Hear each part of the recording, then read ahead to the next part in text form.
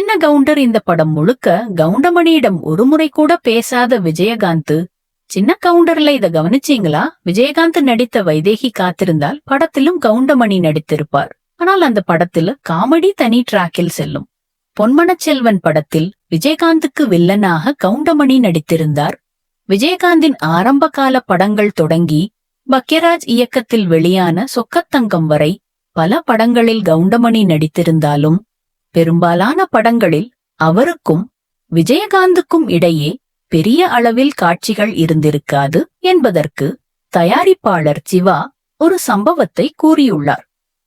தமிழ் சினிமாவில் முன்னணி நடிகராக பல வெற்றி படங்களை கொடுத்த கேப்டன் விஜயகாந்த் அரசியலில் குறுகிய காலத்தில் எதிர்க்கட்சி தலைவராக அமர்ந்து வெற்றி கொடியை நாட்டியவர்.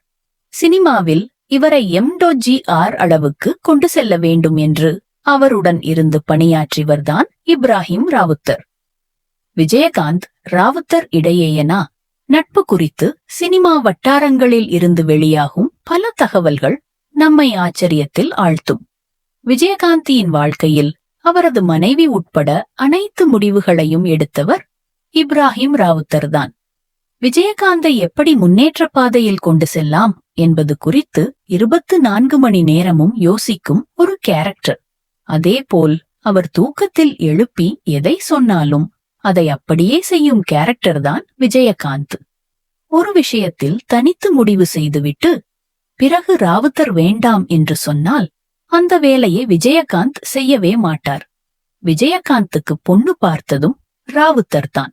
அவர் முதலில் பார்த்துவிட்டு அதன் பிறகு விஜயகாந்த் கிட்டம் சொல்ல அடுத்துதான் இவர் பெண் பார்க்க சென்றுள்ளார்.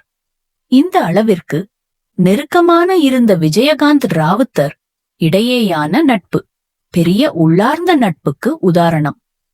விஜயகாந்துக்கான கதை கேட்டாலும் பெரிய அளவில் அதில் மூக்கை நுழைக்காமல் ஒரு சில காட்சிகளை மட்டும் இப்படி மாற்றிக்கொள்ளலாம் என்றது பரிந்துரை செய்வார். அப்படித்தான் R.P. உதயகுமார் கதை சொல்ல வந்தபோது கதை நல்லா இருக்கு, ஆனா எக்காரணத்தை கொண்டும் கதித்த கவுண்டமணி விஜயகாந்திடம் வந்து பேசிடக்கூடாது.